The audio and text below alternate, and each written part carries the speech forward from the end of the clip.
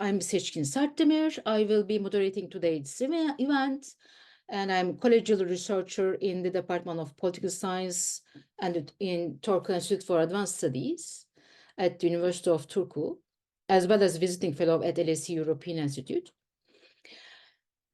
Before I give you a brief overview of the event, I would like to just, let you know that there had been a change in our program.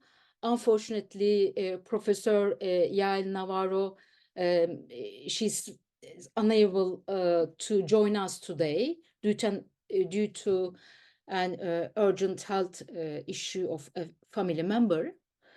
So she sent an apology to all participants.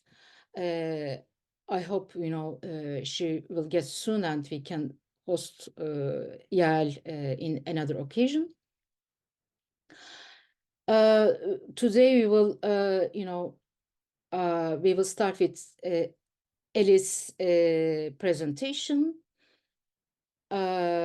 She will present her book for about 15 minutes, followed by Reşat Kasaba's comments and questions. Then Élise will respond to them. And this will be followed by a question and answer session with the audience. You can, just simply raise your hand. I think we are just a few people here. So you can, if you want, anyway, if you want to write, you can just write down in the chat box. I would like to present our speakers. Élise Massicard is a research professor at the Centre National de la Recherche Scientifique, Centre for International Studies, Sciences Po. Her research focuses on the political sociology of contemporary Turkey. She studies state-society relations, which she inquires through parties, social movements, elections, the sociology of institutions, and everyday politics. Reşat Kasaba will be discussing, and he's joining us from Seattle. It is 9 o'clock, I think. It's a bit early. And he's professor and director of the interdisciplinary PhD program in Near and Middle Eastern Studies at the University of Washington. He is an expert in the history and politics of the Middle East, and is currently researching history of United States foreign policy in Turkey and the political consequences of rural-urban divide in modern Turkey. Finally, I would like to inform you that up until the Q&A session, we will be recording the session. But in the Q&A session, you can freely express yourself and ask your questions. And then we will put the recording on our PSA Turkish specialist website. I think that's all. So, Élise, I hand over to you. Thank you very much, Seçkin. Thank you very much to the organizers for inviting me and giving me this opportunity to present my recent book. Especially, it's an honor to be here. I've been following the activities of the Turkish politics specialist groups from afar, but it's good to be among you. So thank you so much. And it's also a pleasure to meet you and to see Reşat Hoca again, with whom we haven't seen each other since like decades. So it's really a good occasion. Thank you. So the starting point of my research was my actual dissatisfaction with a widespread idea, the idea that the Turkish state is a strong state. It is widely considered, as you know, as a unified identity that is clearly differentiated from society, that is largely impermeable to social demands and able to impose its order on society. And this idea actually has been quite a lot criticized and qualified, mostly by historians and anthropologists, but it is still quite widespread in political science where I come from. I was actually very inspired by anthropology of the state and state-society relations. However, these trends of literature mostly look at contentious settings where the state is contested. Instead, I was interested on where state and society are in contact on a kind of everyday basis and not especially in contentious contexts. So I chose to focus on muhtars because, as you know, they are the lowest levels officials at the neighborhood or village level. Muhtars are widely considered insignificant and unimportant because they have no decisional power whatsoever. They have poor resources, etc. But to me, they are not peripheral because this is often through them that citizens experience the state in quite various instances for mundane paperwork, to get social assistance, and many other situations. My bet was that the analysis of concrete everyday interactions between these officials and residents would provide insights into the everyday enactment of the state and state-society relations. So my question first shifted from seeking to question whether the Turkish state is strong or not, to revealing how it is produced on the ground and experienced in the everyday through what is played out around these mundane encounters. The second element that made muhtars interesting to me is that they are not typical officials. Instead, they are a kind of institutional hybrids. There is a kind of very fundamental ambiguity here. They are somewhere in between state officials and elected representatives. They are actually quite similar to street-level bureaucrats, but there is also a big difference, which is that they are not real bureaucrats. They are elected by the residents. So this wholly alters the way muhtars relate to the people whom they administrate, but who are at the same time their constituents. So then we could say, okay, then muhtars are like local elected people, local representatives, maybe like municipal councillors. But here again, they are quite different. First, muhtars are supposed to implement state policies. And second, they are not elected anymore on party tickets, but on quite different bases, like local coalitions. And they enjoy actually other forms of loyalty. That's why I describe muhtars as institutionalized intermediaries between people and the state. It is actually quite interesting to contrast muhtars with bureaucrats, because if you remember well, Weber defines bureaucrats, among other elements, by distance from the people that they administer.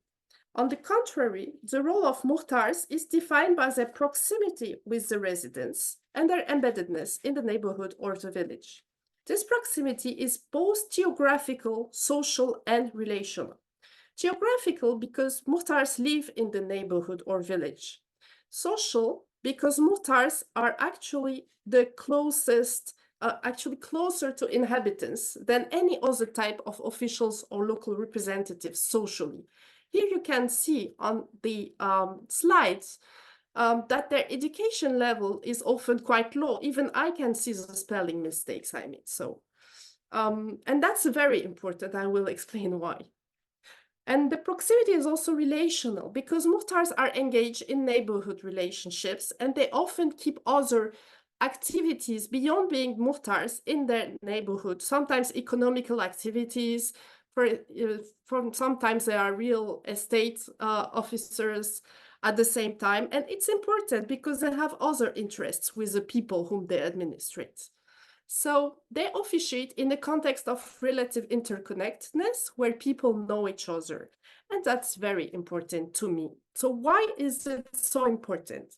Because one of the key responsibilities of the muhtars is to provide certificates, especially resident certificates or poverty certificates, which are a very old actually document, to prove the status of individuals for state institutions.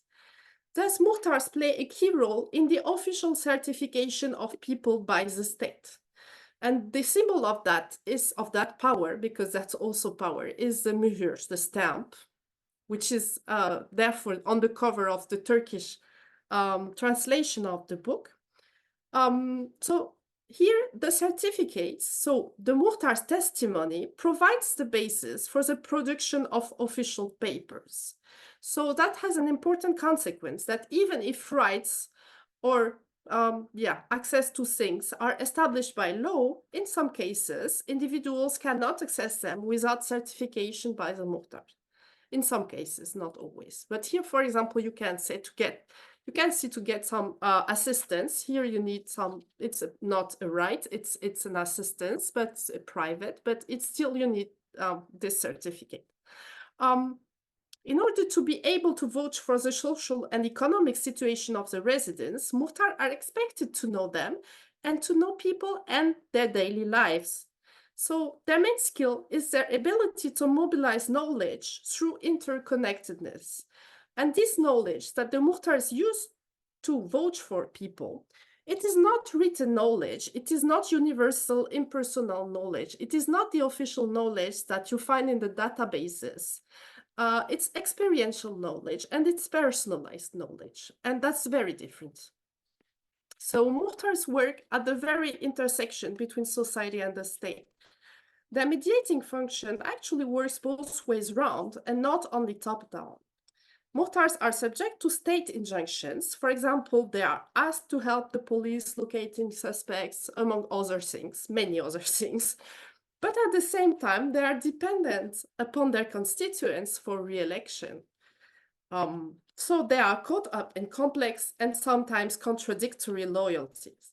So then my research question was whether, at the beginning, whether Muhtars act as state agents or, on the contrary, if they act as relays for the interest of the inhabitants. However, at some point, I changed my perspective, and the book aims actually to go beyond any straightforward and top-down or bottom-up interpretation. Instead, I argue that Muhtars embody a form of indirect government. Because actually the state hands over whole swathes of activity in identifying individuals, keeping track of their activities, implementing public policies, etc. So it hands that over to Muhtars. It means to people whom the state has not selected and also not trained, and over whom the state exerts little control.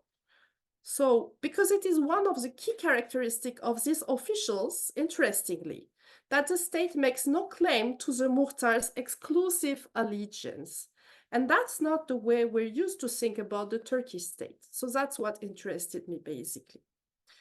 So the challenge that the book addresses is to move beyond viewing this as some kind of shortcoming, or to beyond seeing this as some kind of remain from the past that is going to disappear like next year.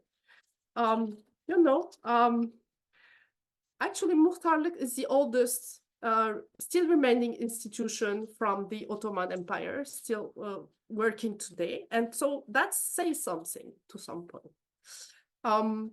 So I don't think this is, just a remain of the past. And many observers have tended to think that since at least 1 century that it's going to disappear like next year.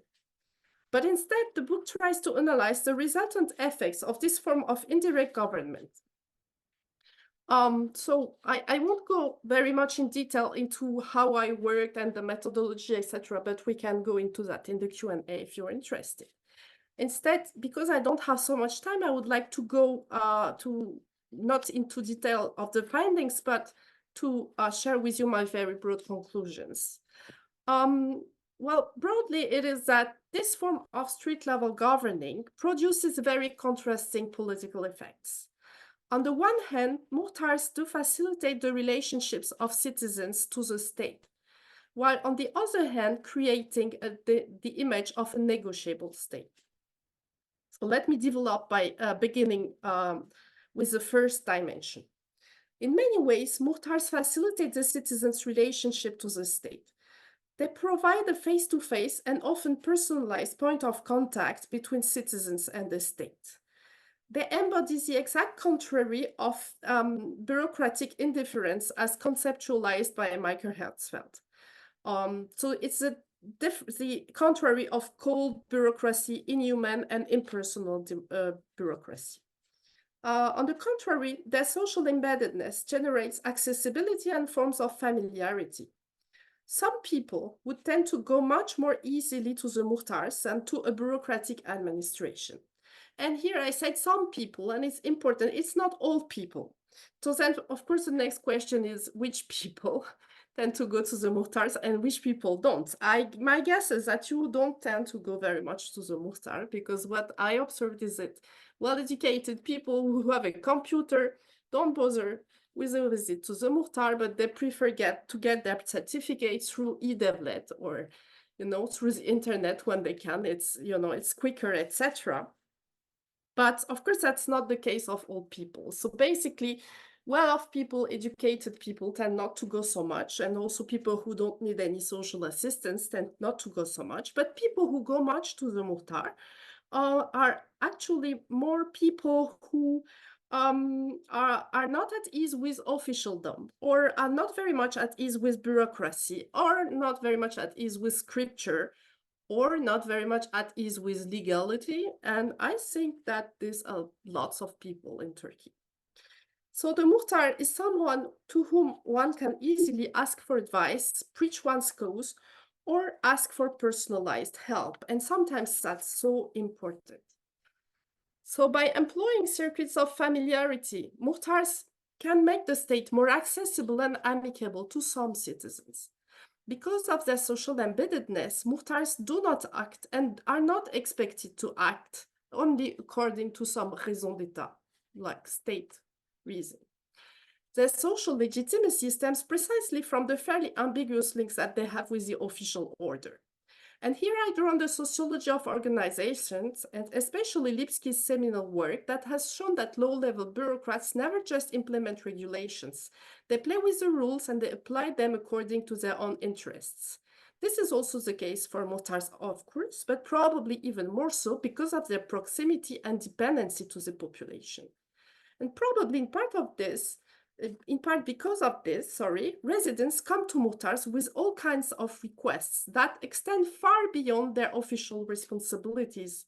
So, for example, help for paperwork, but also for procedures in which muhtars have no role whatsoever, or any assistance in dealings with the authorities, collective services to the neighborhood, but also individual requests like finding a job, finding a tenant, finding a babysitter, and many other things that I don't even remember.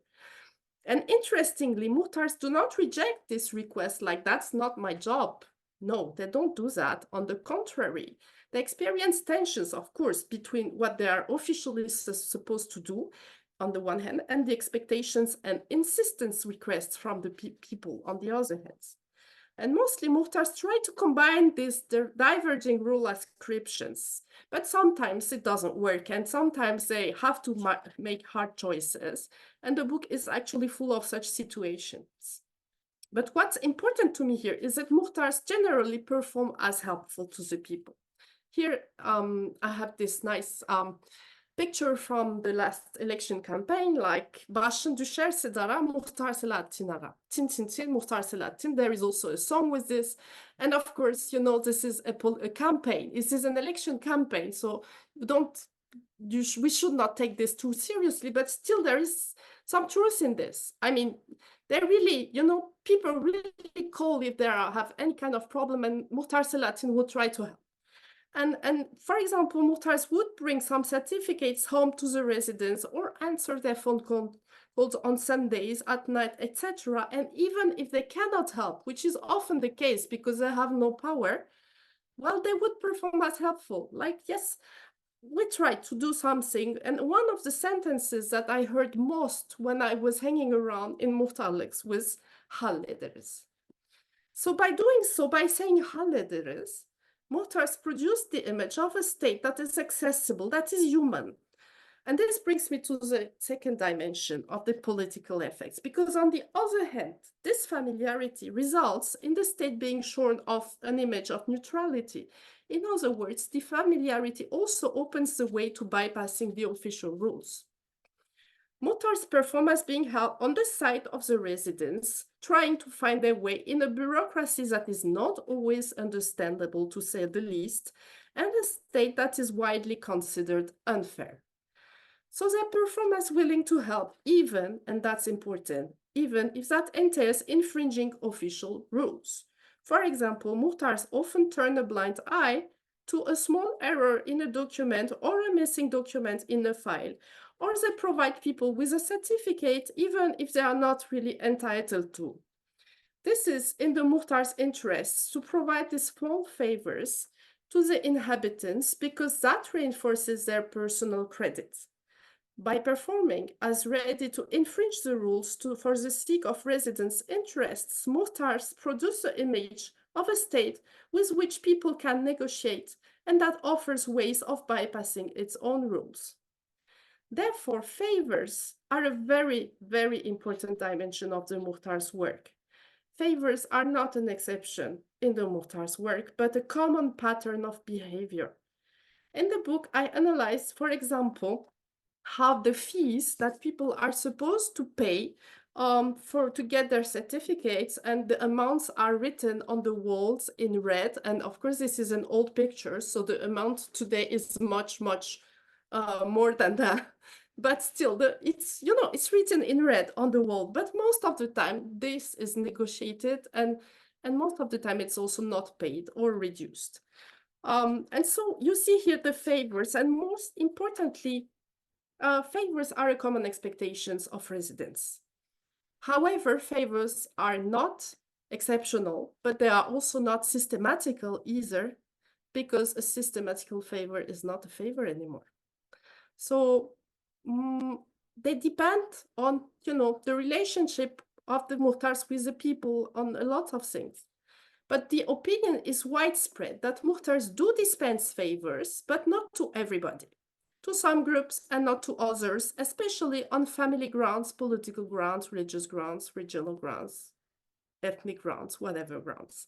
And this widespread idea, in turn fuels feelings of exclusion and distance from the Muhtar among some residents. And more importantly, that fuels the image of a state that is not neutral, that may be accessible and helpful, but not to all citizens equally. But also at this level, not only on party political lines, which is actually also crucial. By way of a conclusion, I would like to leave you with the following thoughts. Firstly, the Muhtarlık institution reveals everyday forms of interaction between citizens and the state that are frequently hidden from view. This institution is characterized by the incomplete hold that the state has over it and the importance that it leaves to social dynamics that are very different from the state order. Through this kind of concession emerges a specific pattern of government. This I call strict level governing, but we could find other names, I think, but this coexists with and takes place within a broadly, mostly bureaucratized environment. And this coexistence and interaction provides for very interesting research questions, I think. Secondly, the book speaks to approaches in terms of law politics, in the Bayat's words, or infra-politics in Scott's words, or vernacular politics in White's words. Anyway, these forms of politics have mostly been analyzed as anti-hegemonic per se.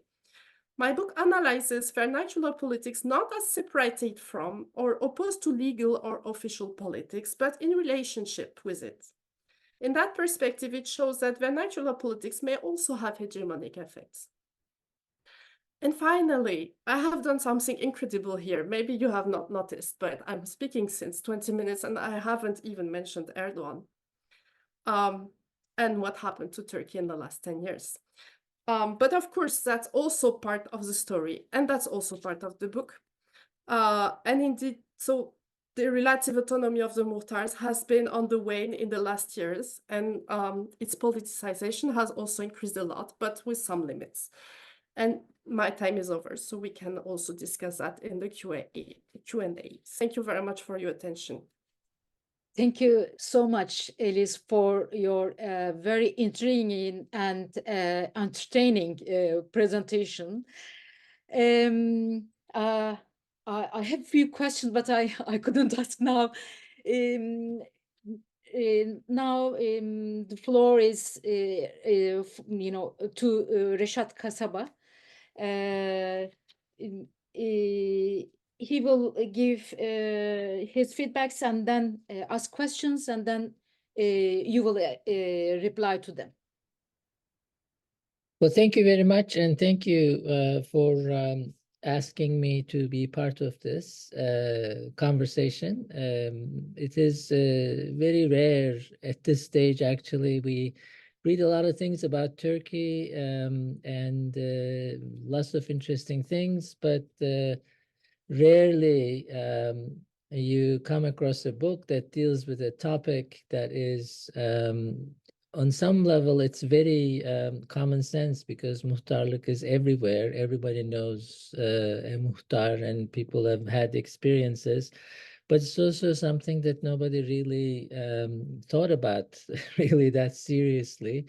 And then when you read Elise's book, it's, of course, it's very kind of really interesting for first of all, even though it's everywhere, people haven't really dealt with it, and that's an interesting question. And then when you kind of find out that it is an organization that has little resources and little formal kind of recognition in some ways, despite that it has existed for such a long time. So those two things in and by themselves really make this, dealing with those questions, make this a really interesting book.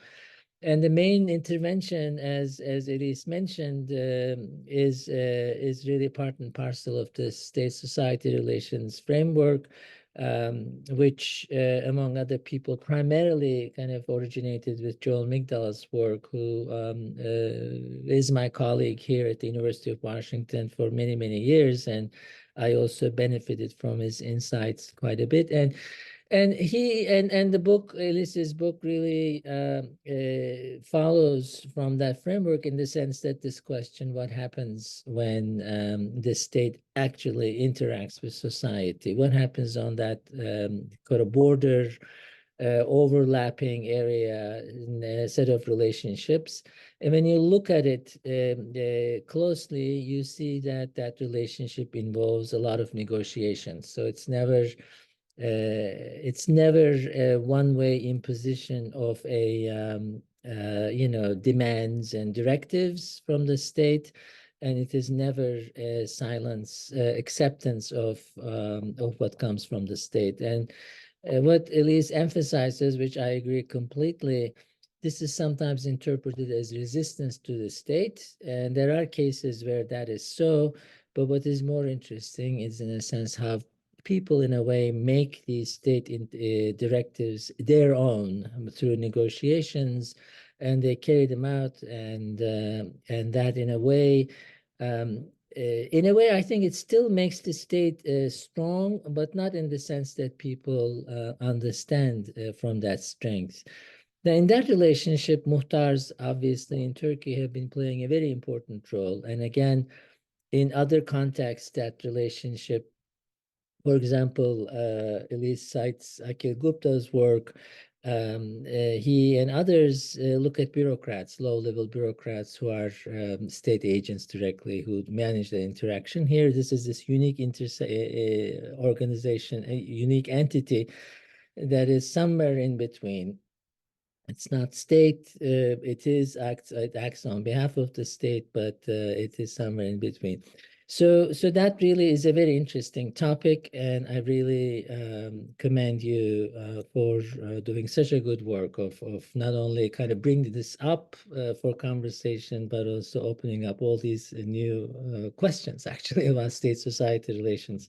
So I wanted to kind of touch on several things, comments, and maybe some questions. And the question of malleability is really interesting. That is, this relationship has existed for such a long time, and part of the reason that it has able to exist for such a long time, that it's not fixed, it's malleable over time, and that is one of its strengths that makes it really durable, its longevity. So that is a very interesting organization. I have two kind of questions there. I'd like you to kind of maybe think about, and one is you also refer to this relationship as institutionalized intermediary relationship. So it is, to me, institutionalization brings with it certain rules and expectations and regularity and kind of a fixedness or whatever. So how does that relate to the argument of malleability? Because that I think implies fluidity, and that makes a lot of sense in the case of Muhtars, because that's also the second part of this question. Over this very long period of time, when Muhtars have been able to adjust different contexts, different times, the people, their interaction with people is the main kind of source of their strength. But of course, over this long period of time in Turkey, in urban Turkey, what we call people change significantly. So the people Muhtars were interacting in, early 40s, 50s, whatever, as opposed to now, and especially since the turn of the 21st century, are very different. So, so that is I wonder, I mean, obviously your research is more about the contemporary period, but I was wondering if you have any insights about the time, when Turkish politics were different, and what kind of, how did they fit into that relationship, but also the people they were interacting with in urban Istanbul was very different. So that's one issue that I wondered. The other point I want to emphasize, and this is a very important argument in the book, and that is going back to Tanzimat, the reform efforts in the Ottoman Empire, and I think in modern Turkey, ended up always having to rely on local power relationships, even though the plans, the visions came from top, and a lot of people just by looking at it interpret it as top-down modernization. But when you look at it, those measures had to be carried out by people on the ground, and people on the ground had all kinds of interests and power relationships. So ironically, reform ended up oftentimes strengthening these local relations. So Élise makes a similar argument about Muhtars in the book, and that I think makes a lot of sense. But the question I have here is, and that is throughout the book, I'm wondering why does a Muhtar decide to be a Muhtar? What do they get out of it in a way? I mean, they don't seem to have a lot of power.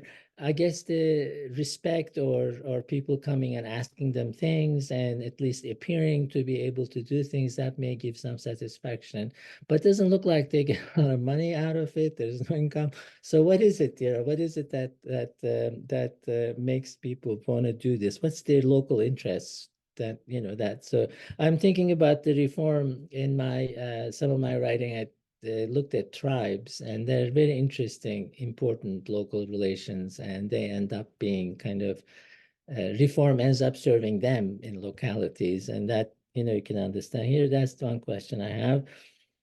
It's really one of the things when I started reading this, I kept wondering like what happened with E-Devlet and all these changes that happened in Turkey. That muhtarlık survived that transformation. Is a very important transformation, the observation, because that shows to us the importance of these personal relationships that people value. And that, so in a way, Muhtar seems to really serve a need that exists among people to be able to talk to someone. We always have this now, even when you call someone a call service or something, you never get a real person. You have to leave a recording, you wait. And when you hear someone and then, oh my God, I can talk to somebody. So here, obviously, people are able to go and talk to someone that gives them satisfaction. But again, that brings me to my other question. What about, I mean, what does he get out of this? I mean, what is just a personal satisfaction? So that is the other question that I had. And some specific questions. The last one is with what you ended your presentation with, this really interesting spectacle that we watched, Erdogan inviting all these thousands of muhtars to the presidential palace, and then talking to them as if like, well, nobody valued you, you've been ignored, but you are my muhtars, and etc. So what does that do to the institution? Is this part of a bigger plan? I don't know if you know. And that, of course, is interesting. Finally, I saw in your slides and that the seal of muhtar says Türkiye Cumhuriyeti Muhtarlığı. So what that means exactly? And then the other is, and there's also Muhtarlar Federasyonu I saw in one of the signs. So it looks like almost like is this like a civil society organization, or what is this? What is this federation? So it's a overall, it seems to me it all comes down to this in between area. There are a lot of elements, obviously, of institutionalization. But if you carry that too far, if muhtars become really institutionalized and formalized, and if they really become part of Erdogan's vision of this new Turkey, if he succeeds in incorporating them into his plans, then it seems to me that they may end up losing this element that has given them this longevity and this strength. So that's more maybe speculation for what's going on right now. So just I wanted to mention that. So in overall, I think this is really really excellent, and I'm really glad to see that it's been translated into Turkish too. Really, it's rare, to really to zero in on a topic that is just so common sense, but then is just full of possibilities, I guess. Yeah, thank you. Thank you for your great comments and questions. Élise, you have a few wonderful questions to answer. We have a few times, so, to get a few questions from the audience, I will give you 5 minutes. Is that okay? 5, let's say 7. Okay. Okay, I'll give it a try. Thank you very much. Thank you very much, Reşat Hoca, for your comments and great questions. It's really a pleasure. I'm so happy to have this conversation with you after all these years, and I've been, thinking through these kinds of questionings too. So it's really a very great opportunity. So yes, so your first question about institutionalization, I think this is important to make a distinction between institutionalization and formalization, because it is really, I think you're right. I mean, what makes actually the muhtarlık, so this longevity and this strength is precisely its flexibility and this ability to adapt to different social contexts and changes, etc. So there is this fluidity here, which is really crucial.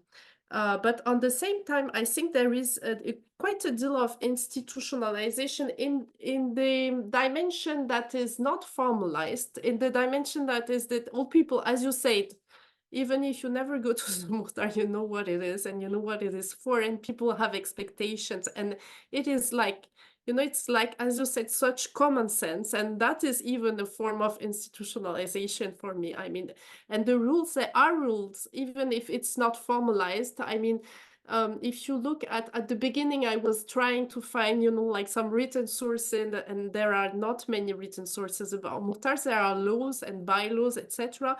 But there is such a discrepancy between the laws that define what muhtars are supposed to do and what they do really. There is such an incredible discrepancy that I tended to think that what's important is not really this formal dimension, But I think there is a kind of institutionalization in the uses that are done of this institution, both by the Muhtars themselves and by people. I mean, by people here, I mean residents, and I mean also people, bureaucrats and valis, etc., who also actually define and have expectations and have tried to also use this institution in their own interests. And that's, I think this is maybe institutionalization.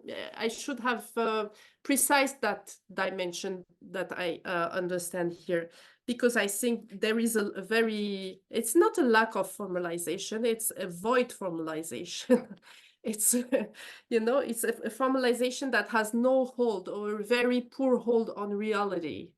And that leaves reality actually quite free, which is interesting. So I think your second question is also very, I mean, your questions are so rich, we would need much more time. There are not really, we don't have many sources because most of what Muhtars do is not written. So for the past uses, it's hard. I mean, there are ways to approach what Muhtars have been doing, with which kinds of people they have been in interacting with, and etc. But it's, you know, it's not at all systematical. But I think the best here, the only really great work that I found is Can Behar's book on fruit vendors in, I don't remember the name, Kasap İlyas, I think, Mahalle. And I think this is fascinating because he shows, for example, how much Muhtars at that time were more, they had to do more about the census. For example, they were much more in that Mahalle, which may not be representative of much, I don't know, but we're much in interaction with the newcomers from the provinces and street vendors, etc. So it's really interesting, and also their role as you know, even wedding officers in some way, and also as I don't know the English word for that, but acting as notaire. I don't know the English, sorry. Which they were asked to do by the people. So it is really interesting and even if that helped me a lot to think about, you know, the wide range of things that can be done here.